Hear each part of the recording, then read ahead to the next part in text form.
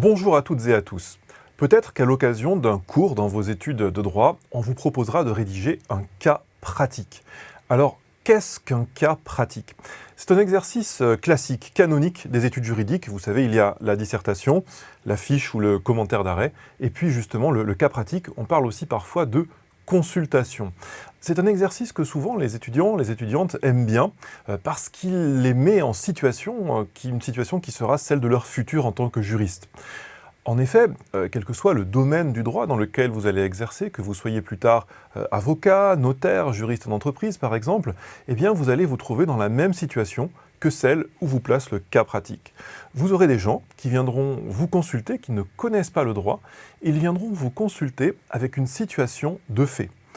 Ils ont acheté un véhicule, ils ont souscrit un abonnement, quelque chose s'est mal passé et ils cherchent à bien avoir justice, ils cherchent à retrouver les sommes versées par exemple. Et donc, votre fonction à vous, en tant que juriste, quelle que soit votre spécialité, ce sera de traduire leurs demandes, de traduire ce qu'ils ont vécu, les faits qu'ils ont connus, en termes juridiques.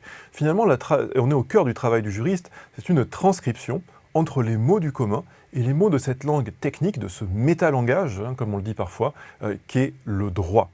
Donc, une entreprise de traduction. Vous prenez un récit comme ça de la vie quotidienne et vous allez devoir trouver, faire apparaître la superstructure juridique dans laquelle il va s'inscrire. Alors, comment va-t-on procéder? Eh bien, vous allez voir, il y a une méthode qui est assez simple.